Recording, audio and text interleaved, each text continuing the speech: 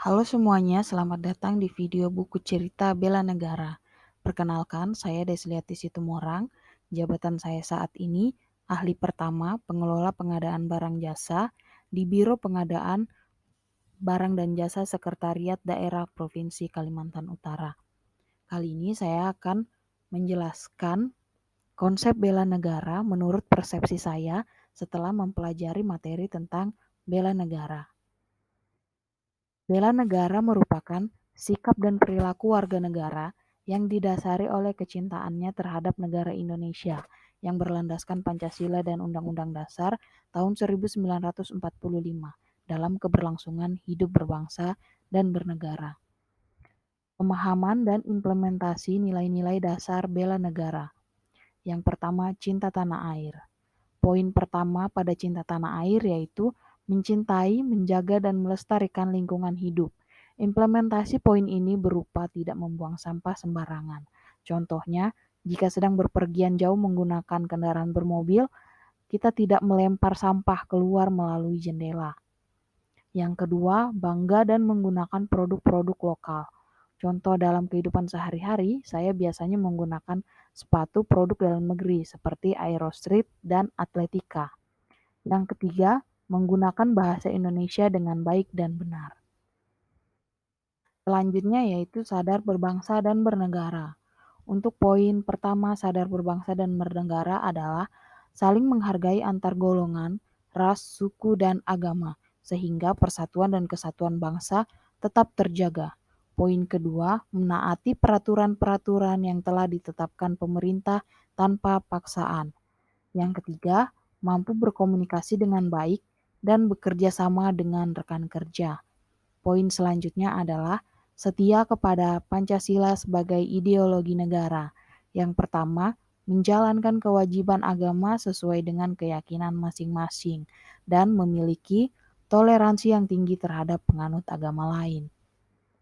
Yang selanjutnya, menciptakan lingkungan kerja yang tidak diskriminatif. Dalam hal ini, tidak membeda-bedakan pergaulan di kantor berdasarkan suku, ras, agama, dan lain sebagainya. Dengan cara seperti ini, lingkungan kerja akan terasa lebih seru jika kita saling merangkul dan tidak saling menjatuhkan satu sama lain.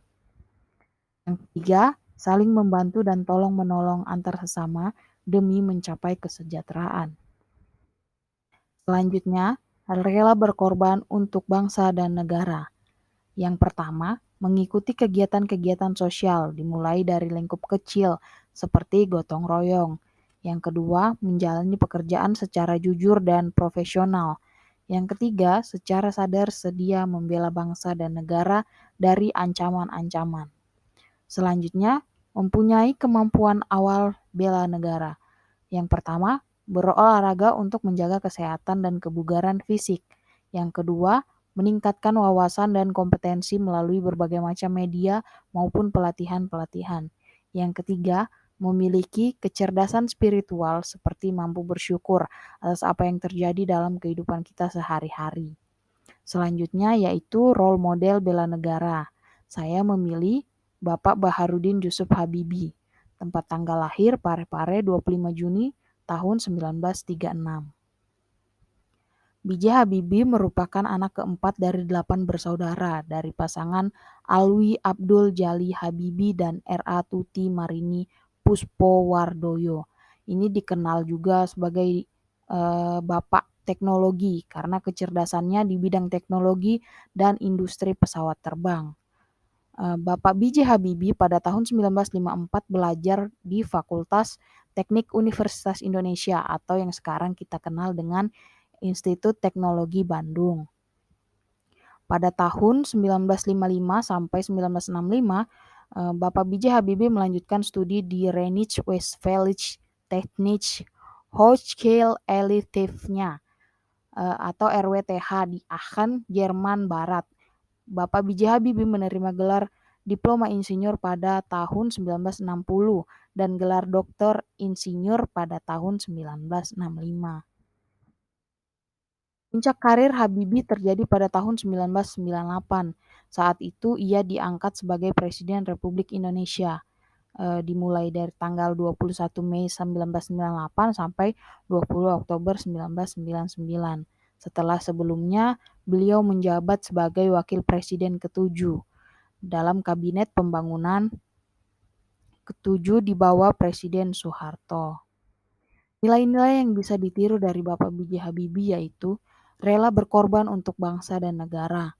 Yang kedua, mendahulukan kepentingan negara daripada kepentingan golongan maupun pribadi.